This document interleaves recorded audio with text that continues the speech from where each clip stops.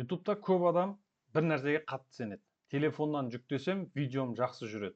Көп тег қойсам, алгоритм жақсы көреді. Ұзын видео жасасам, көбірек ұсынылады. Реклама берсем, каналым өледі. Бірақ мәселе мынада. Бұның барлығының көбісі миф. Яғни қате түсінік. Және ең қауіптісі, көп адам осы қателерге сеніп, өз каналын өзі құртатынын түсінбей жүреді. Бүгін мен саған YouTube'дағы ең үлкен мифтерді айтамын. Және неге олар қауіпті екенін түсіндіремін.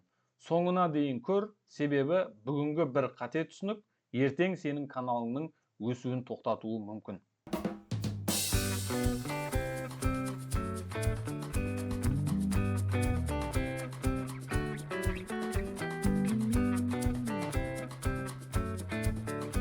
Телефоннан жүктеу ме, әлде компьютерден жүктеу ме?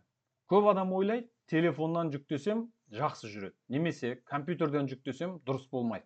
Бұл толық миф. YouTube үшін маңызды нәрсе сен қай жерден жүктегенің емес, маңыздысы контентіңнің сапасы.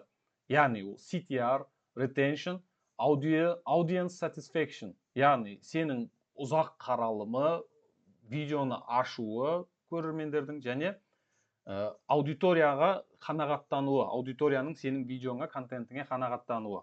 Сен видеоны телефоннан да жүктей аласың, компьютермен де жүктей аласың. Айырмашылығы жоқ. Алгоритм файлдың қайдан келгеніне қарамайды. Ол көрерменнің реакциясына қарайды.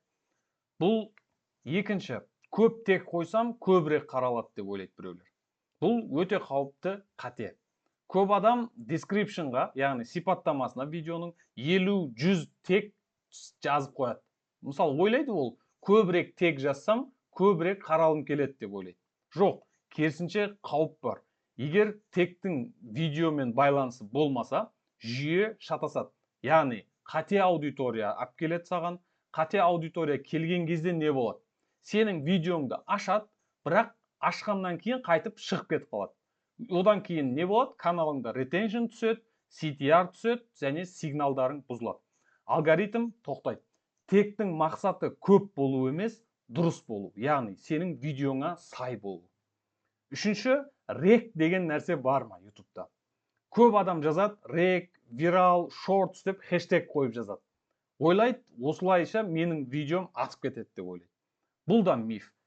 Рек деген нәрсе сиқыр емес. Видеоның, контентіңнің сапасы жоғары болатын болса, оны алгоритм онсыз да жан-жаққа жібереді. Ал егер видеоның сапасы нашар болып құлайтын болса, алгоритм да тоқтатады. Қарапайым. Хэштег видеоны рекке шығармайды. Видеоның сапасы рекке шығарады видеоңызды. Соған қатты мән беріңіз. Төртінші бөлімге ұзын видео жақсы ма, әлде шортс жақсы ма? Осы сұраққа келейік. Бұл жерде көп адам қателеседі.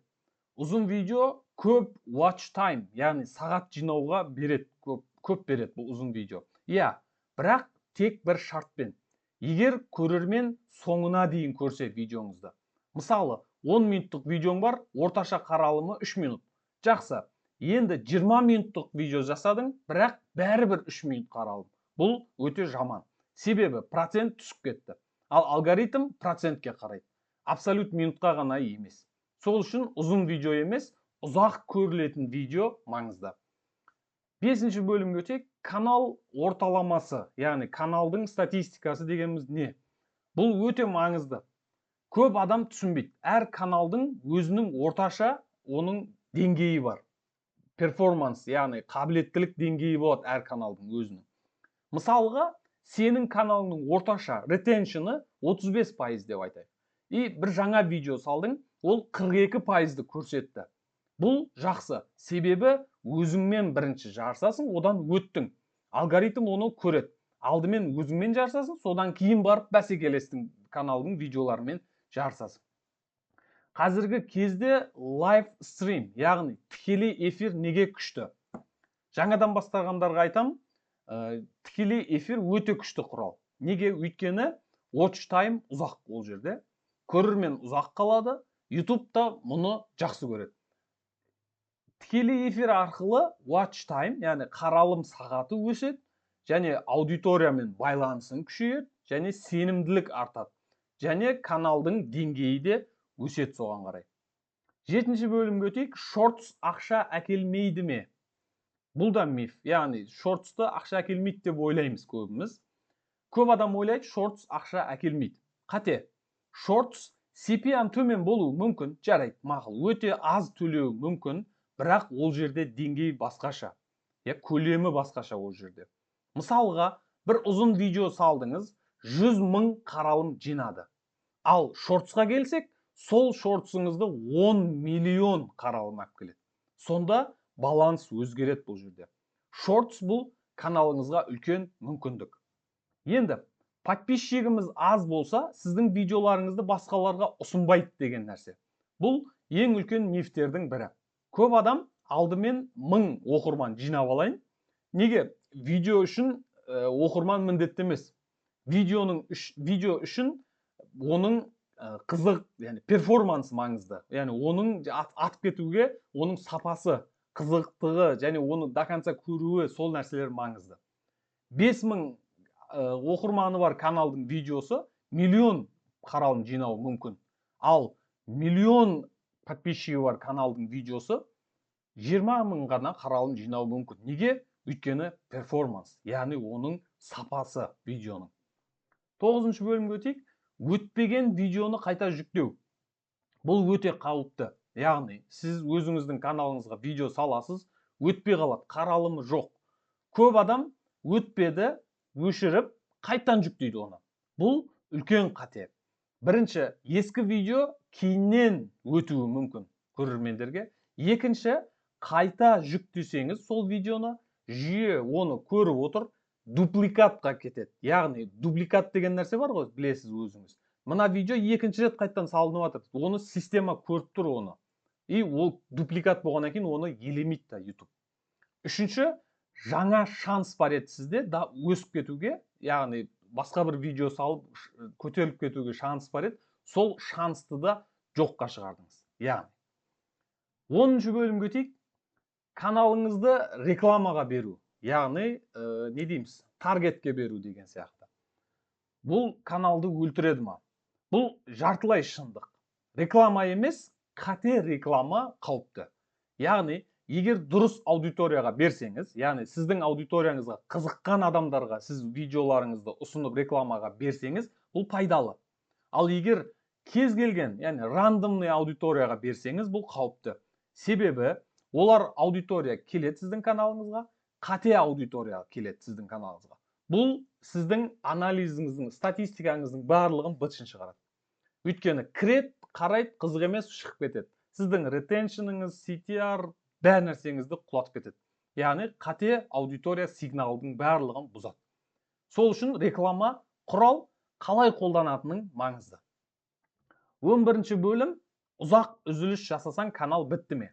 Көп сұрақтардың бірі, мен каналымды бастағаныма біраз болды, бірақ видео салмай кеттім. Қайтадан салсам жүріп кетем ма? Енді ұзақ үзіліс жасап қойғаннан кейін каналым өліп қала ма деген нәрсе. Жоқ, каналыңыз өлмейді. Бірақ шарт бар. Егер сол нишада ары қарай жалғастырып кетсеңіз. Ал қайта көтерілуге болады бұл жерде. Ал бірақ бұрын тамақ істейтін канал едіңіз, қайтып келіп жаңадан енді видеоны қайтадан салып бастадыңыз, бірақ бұл жолы басқа нишамен, мысалға финанс жағынан түсіндіріп бастап салдыңыз. Бұл кезде проблема болады каналыңызда. Өйткені аудиторияңыз шатасады. Сіздің тамақ салып жүрген каналыңызда финанс келген кезде, мынау не болып кетті өзі деген сияқты нәрсе болады. Бұл дұрыс емес нәрсе. YouTube деген шанс па, шанс емес па? YouTube шанспен жүре ма деген сұрақ. Жоқ, шанс бар, бірақ жүйе де бар бұл YouTube'да. Егер бәрі шансыңа қарай болатын болса, бір жүйе қайталанбас еді. Бірақ қайталанады. CTR, retention, click behavior, audience response, осының бәрі жүйе. CTR, click through rate деген сөз. Яғни, сіздің видеоңызды көргеннен кейін адамдардың басу деңгейі. Сол жоғары болу керек. Retention, видеоңызды соңына дейін көру керек. Click behavior, яғни, адамдар сіздің каналыңызға кіріп, шығып, басқа видеоларыңызды көру. Және audience response деген сіздің видеоларыңызға кері байланыс, лайк, комментарий жазылу керек. Бұның барлығына жүйе қарайтын болады YouTube'да. 13-ші бөлім, бәрін істедім, бірақ өтпеді. Бұл жиі еститін сөзіміз. Бәрін істедім, бірақ каналым өткен жоқ. Енді мына жерде сұрақ, бәрін дұрыс істедіңіз ба? Я, обложка, видеоның атауы, хук, яғни көрерменді ұстап қалу, retention соңына дейін көрсету, SEO жұмыстары, сізді іздеген кезде алдыңғы қатарда шығаратын нәрсе, audience fit, яғни тұрақты өзіңіздің аудиторияңыз жиналды ма, және контентіңіз қызық па. Көп адам сапалы мен қызықты видеоларды шатастырады. Сапалы болуы мүмкін, бірақ қызық емес. Ал YouTube'да қызық болу да маңыздырақ. Ниша көлемін түсіну. 14-ші бөлім. Бұл өте маңызды. Егер ниша алаңыңыз, сіздің бағытыңыз өте тар болатын болса, қаралым да соған сәйкес болады. Аз болады, тар болады. Мысалы, YouTube туралы түсіндіретін аудиторияның каналының аудиториясы өте төмен, яғни қаралымы да аз болады бұл каналдардың. Ал бірақ қызық, ойын сауықтардікі, олар кең ниша болғандықтан, олардың аудиториялары үлкен, қаралымдар да үлкен. Бұл нәрсені екеуін бір-бірімен салыстыру қате. Яғни өзіңді өз нишаңмен ғана салыстыруға болады YouTube'да. Қорытындылайық, YouTube'да негізі көп миф бар.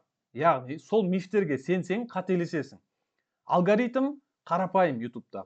Адам басады ма? Адам қарайды ма? Адам қалады ма каналда келесі видеоларыңа өтіп? Адам қайтып кеп көре ма сенің видеоларыңды? Болды. Негізгі формула осы. Қалағанның бәрі екінші орында. Пікірге жазып кет, осы айтылған мифтердің қайсысына сеніп жүрдіңіз? Келесі видеода кездескенше, Мәке блог YouTube'да дамудың жолын көрсететін арна.